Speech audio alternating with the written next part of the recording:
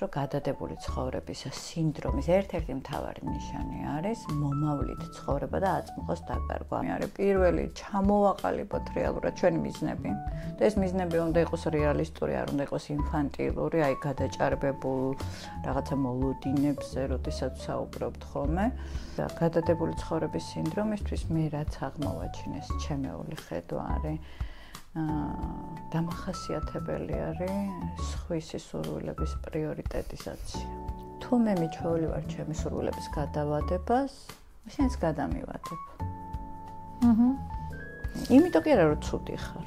იმიტომ რომ შენთვის ეს ჩემ ცხოვრების ეს ბუნებრივი ნაწილი არის. წყალი რო გწყურია, რაღაც ცოტას მოითმენ, მაგრამ ხვალამდე წყლის დალევას ხო ვერ გადადებ.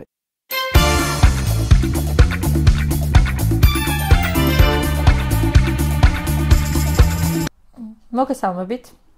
თქვენ უყურებთ გადაცემას ჯანმრთელობა და არა მხოლოდ ნინი ჭაჭიასთან ერთად. მე მის თანაწამყვანი ნათია გაფრინდაშვილი ვარ.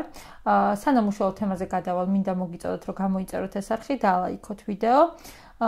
და ჩვენ ყოველ ხუთშაბათს თბილისის დროით საღამოს 9 საათზე ვართ YouTube არხზე, ნინი ჭაჭიასა და დარიო რადიოს არხებზე.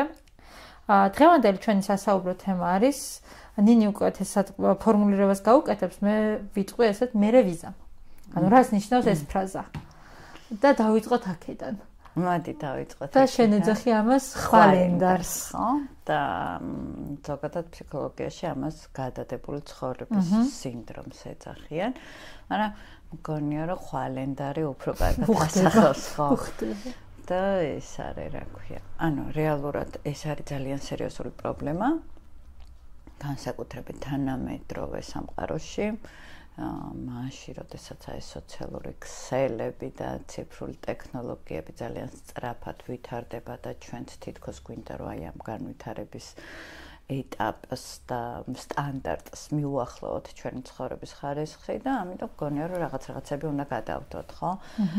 თავარი ამბავი არის რომ გადადებული ცხოვრების სინდრომის ერთ-ერთი მთავარი ნიშანი არის მომავლით ცხოვრება და აწმყოს დაკარგვა, არა და აწმყო ქმნის მომავალს და სანამ მომავალს მივსდებთ რეალურად მანამდე ჩვენ რაღაცა ბედნიერებას, წარმატებას და ჰარმონიას ვერ შევიგრძნობთ, ხო? იმიტომ რომ მომავლის შინაარსები ამდენ შეგრძნებას ვერაფრით ვერ გამოიწვევს ჩვენს ორგანიზმშიც და საზრდოო სისტემაშიც. ანუ რატომ ხდება და ანუ რა საფრთხეები აქვს ზოგადად ამ ყველაფერს?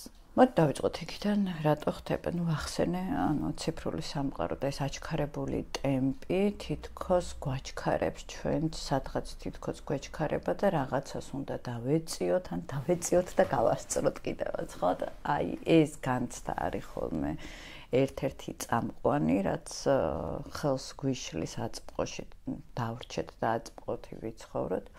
მეორე რაც მთავარი არის ესე ვთქვათ, დიდი მოლოდინები, აი რაღაცა ძალიან დიდი უზარმაზარი მოლოდინები, რომელიც ფაქტობრივად შეუსრულებელია ხოლმე, ხო? აი რას უგულისხმობ მოლოდინებს, რომ ხშირად ადამიანი ბედნიერებას უკავშირებს რაღაცა კონკრეტულ საკითხებთან, თემებთან, შინაარსებთან მიმართებაში წარმატებას, რომ თუ ესე მოხდება, მაშინ მე შევძლებ ბედნიერად ვიცხოვრო.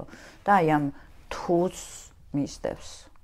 რომ ეს თუ შეასრულოს, ყველაფერი რჩება მიღმა და ადამიანის ცხოვრება ბევრი სივრცისაგან და სფეროსაგან შედგება, ხო? და მხოლოდ ერთ სფეროზე კონცენტრაცია იწვევს კიდევ უფრო მეტ დისბალანსს ჩვენს ცხოვრებაში, ხო? აი ეს არის მნიშვნელოვანი. ასევე შეიძლება გამოწვეული იყოს შიშით. გვეშინია რაღაცა კონკრეტულ საკითხებში ნაბიჯების გადადგმის პასუხისმგებლობის აღების ვაბრალებთ ასე რომ და ამიტომ გადადებული გვაქვს რა, ხო იცი აი რომ გეზარება საშინაო დავალებას გაკეთება და კაცო დილას გავაკეთებ, ადრე ავდგები და გავაკეთებ და მე მე დილას ჩამეძინე, ამიტომ ვერ გავაკეთე და ეს არის.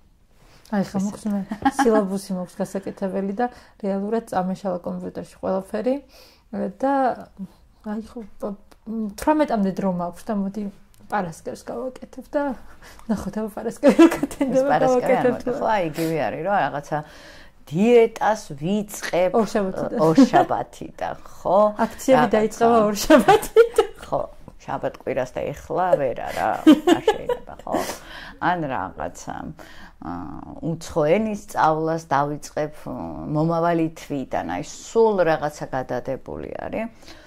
ერთ-ერთი მნიშვნელოვანი საკითხი, რაზეც უნდა დავფიქრდეთ, თუ აღმოვაჩენთ, რომ გადადებული ცხოვრების სინდრომით ვცხოვრობთ, არის ის, რომ დავუსვათ საკუთარ თავს შეკითხვა, რომ ის მიზნები, რომლებსაც ვისახავთ, რეალურად მართლა ჩვენ გვინდა, თუ გარემოს მიერ რაღაცა დაწესებული შაბლონი არის და ვცდილობთ, რომ ჩვენი ცხოვრება რაღაც შაბლონს მოვარგოთ. და თუ მართლა რეალურად გვინდა, მაშინ რა მიშლის ხელს, რატო, ანუ ეხა თუ მწყურია ხვალისთვის ხო არ გადავდებ წყლის დალევას, ხო? ანუ სურვილიც ეგ არის, ხო? თუ ეხლა მინდა ამის გაკეთება, თუ ის მიზნები, ამოცანები, რომელიც დასახული მაქვს, ჩემ ცხოვრების ხარისხს შეცვლის და მომიტანს ჰარმონიას, ბედნიერებას და წარმატებას, რატო უნდა გადავდო გვერდზე, ხო, დღეს თუნდაც ერთი პატარა ნაბიჯი რო გადავდგა, ის ხო უფრო სწრაფად მოვა. ანუ იფიანი წინადადებებით, ანუ თუ ეს მოხდება, მერე გავაკეთებ, ანუ უნდა შევეშვათ რაღაც კუთხით ცხოვრებას. იცი რა არის, უნდა შევეშვათ, მაგრამ ამას ჩვენ გვასწავლიან ჩვენი მშობლები, ხო? წინაგადაცემის თემიდან გამომდინარე, კარგად გვასწავლიან რეალურად რას ვგულისხმობ ამ სწავლებაში, რომ ჩვენ ყველანი მივისწრაფით დამოუკიდებლობისაკენ, რაღაცა თავისუფლებისაკენ და ბავშვები რო ვართ, რაღაცა ეს მშობლები ძალიან გვავიწროებენ თითქოს და ფრთებს გვაჭრიან, ესეთი განცდა გვაქვს და ველოდებით რომ აი სკოლას რო დავამთავრებ, ხო, სკოლის დამთავრებული რო გავხდე, ხო, სკოლას რო ვამთავრებ, ხო, მე ჩემი ცხოვრება ესე და ესე შეიცვლება.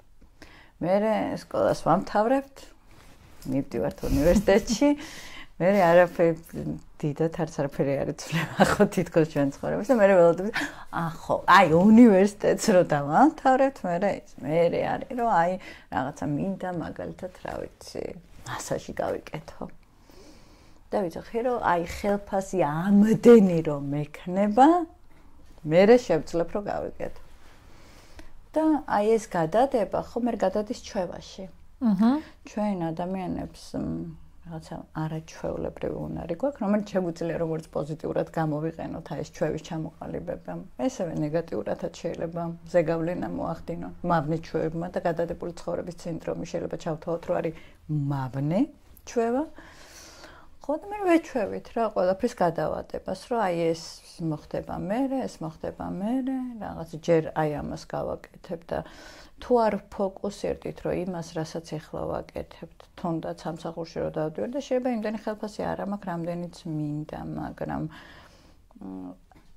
რა მომიმატებს. ხო, ანუ მერე ეს როდის არის ეს მერე?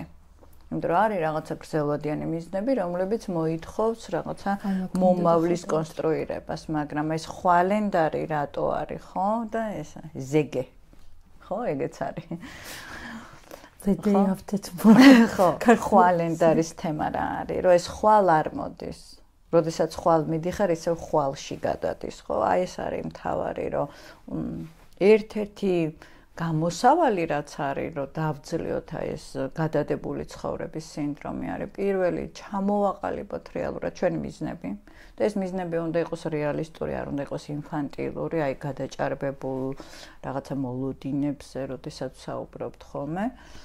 და დავიწყოთ დისციპლინის განვითარება იმ მხრივ, რომ ყოველდღიურად შევეცადოთ აწმყოდან დავუკავშირდეთ აი ამ მომავალს.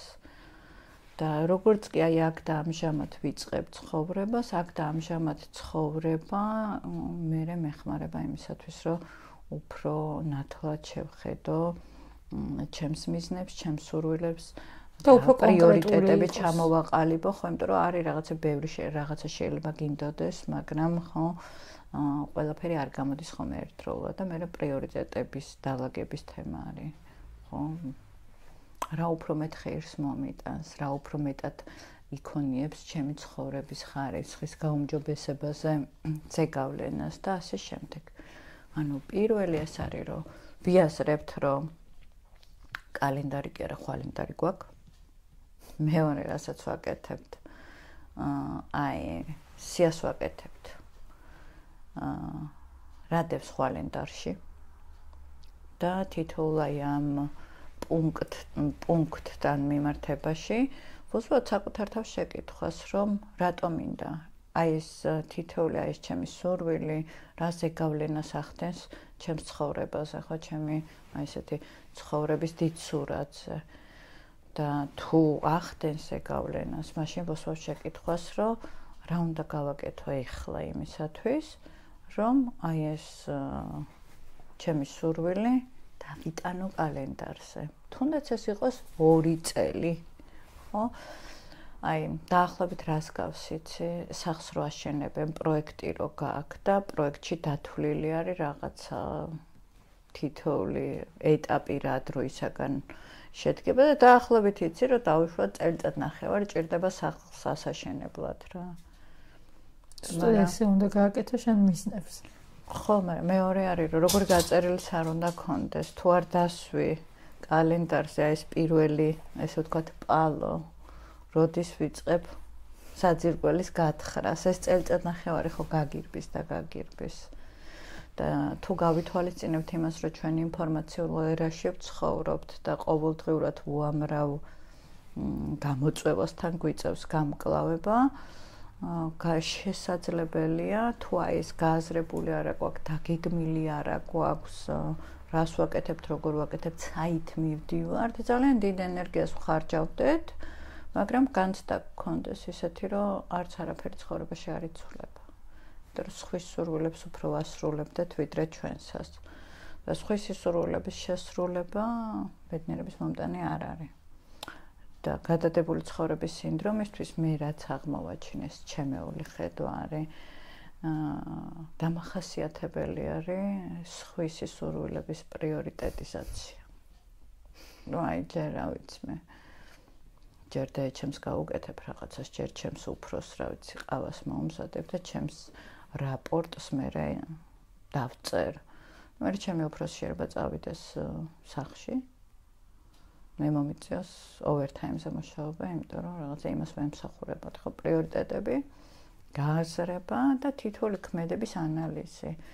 მე ჩემთან როდესაც მოდიან ხოლმე ადამიანები, ვაკეთებინებ ჟურნალინგს ეძახიან, ხო, ჟურნალინგი რა არის რეალურად?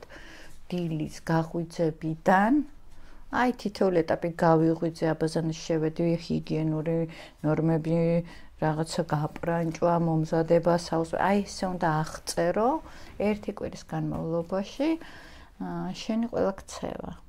ყველა თითოეულ წუთს რაში ხარჯავ, ხო, იმიტომ რომ დრო ყველაზე დიდი ინვესტიცია არის, რაც კი ჩვენ გაგვაჩნია. და ერთი არის, რომ ამას აკეთებ, აღწერ და მეორე არის, რომ ანუ გაქვს რა დროს ხარჯავ, მეორე არის თითოეულის მიზანი რა არის. რა მიზანს ემსახურება. და ეს თითოეული მიზანი რა ზეგავლენას ახდენს შენს ცხოვრებაზე, ხო? და ამას როცა აკეთებ, ხო უკვე იწყება რეფლექსია.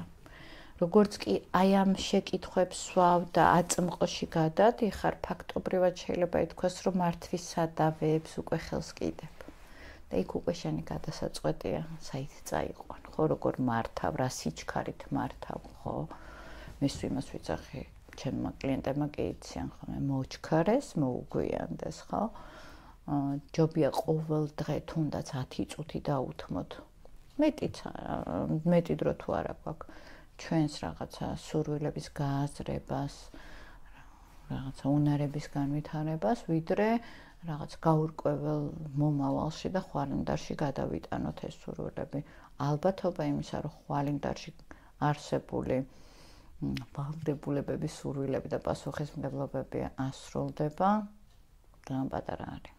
ეს არის, ესე ვთქვათ, ძირითადი თემა ხვალენდარის თუ შეგვარ დაარქვი მერე ვიზა. მერე ვიზა.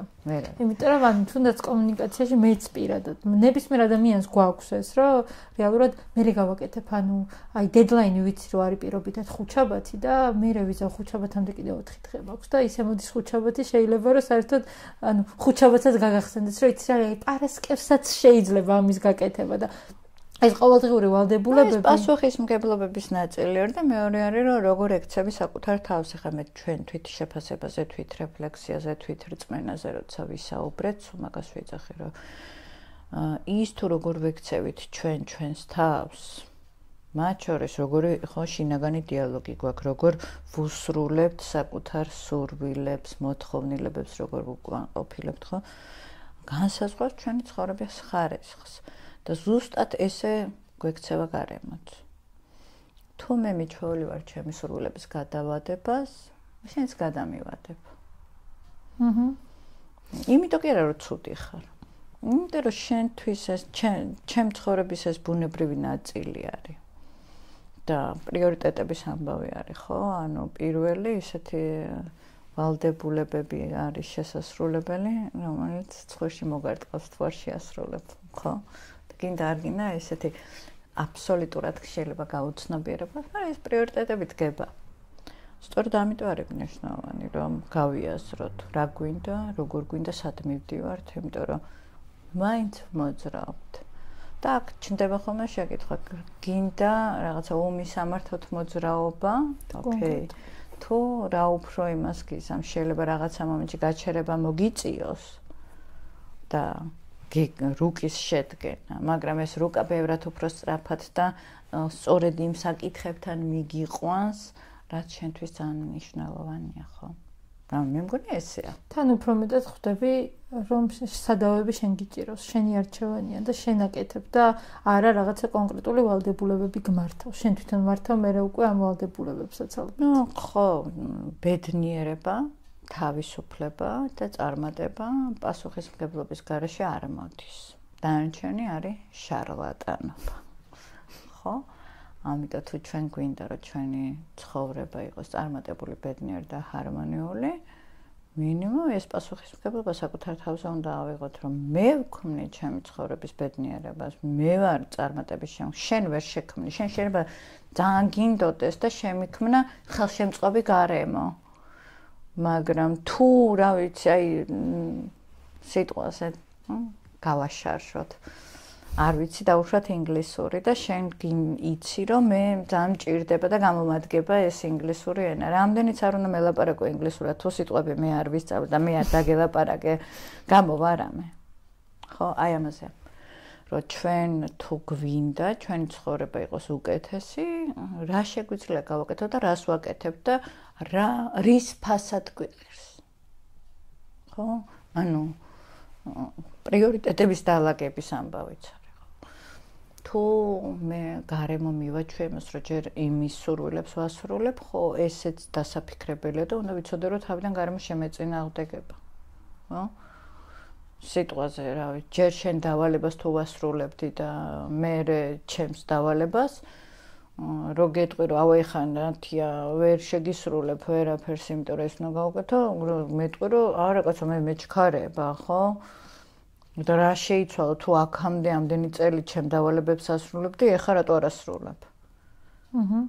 და აი ამ წინააღმდეგობისთვის, რაღაცა პირადი საზღვრების დაცვისთვის, საკუთარი ხედვების ჩამოყალიბებისთვის უნდა ვისწავლოთ ბრძოლა და პირველ რიგში რაც არის, არ მოდის აი ეს ბედნიერება და ჰარმონია არასთქმის გარეშე. მე ვიზამ კარგად ებმის ჩვენს ერთ-ერთ ჩაწერილ გადაცემას თვით დისციპლინა. ანუ რეალურად მე ანუ ხვალენდარის მოგვარება ერთ-ერთი ასე რომ ვთქვათ, კარგი ბერკეტია თუ თვით დისციპლინას განვივით. ხო, ნუ თვით დისციპლინა არის ის უნარი, რომელიც გვეხმარება ჩვენი ცხოვრების ხარისხი ავწიოთ და ვიცხოვროთ იმ ცხოვრებით, რა ცხოვრებითაც გვინდა რომ ვიცხოვროთ და არა ვოცნებობთ. აი ზუსტად საფრთხეებზე რაც ვლაპარაკობდით, მე რევიზამ ალბათ საფრთხეს სწორედ ეგ იწოვს, რომ რეალურად შემდეგ უკვე ჩვენი მიზნები მართლა ოცნებებში გადადის, რომ მე რევიზამ და ეს მე აღარ დადგა და რეალურად გამოდის, რომ იმ კონკრეტულ ნაბიჯზე რაც გვინდა რომ გავაკეთოთ, ოცნებაში გადავდივართ და ოცნება არასდროს არ გადადის მიზნად. ხო, ოცნება, აი ეს მესვეს ვიცახი, რომ ოცნება რო აიღო მატრიციდან და დასვა, მიზნად როგორ უნდა აქციო, ხო, უნდა აიღო და ხელი მოკიდო და დასვა კალენდარზე. აი ისე როგორც მე ჩემს შვილებსაც და ჩემს სტუდენტებსაც მაგას ვეუბნები ხოლმე, რომ წყალი რო წყურია, რაღაც ცოტას მოითმენ, მაგრამ ხვალამდე წყლის დალევას ხო ვერ გადადებ. ესე უნდა წყუროდეს შენი ცხოვრების ხარისხის გაუმჯობესება და შენ ბედნიერება. მაშინ და ეს უნარია.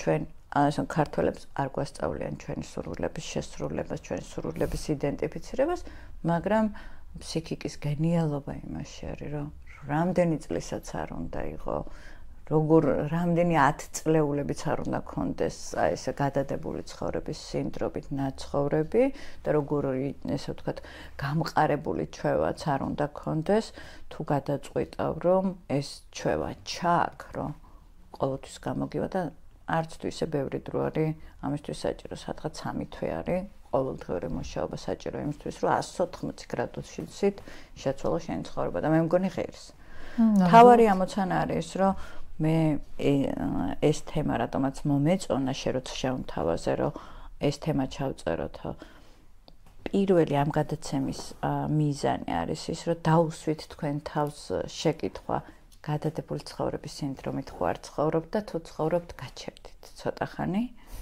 და დაფიქრდით რატო ცხოვრობთ გადადებულ რატო იწყებთ რაღაცა ხვალიდან ზეგიდან ან ახალი თვიდან თქვენი სურვილების შესრულებას ხარჯობია დღეიდან დაიწყოთ.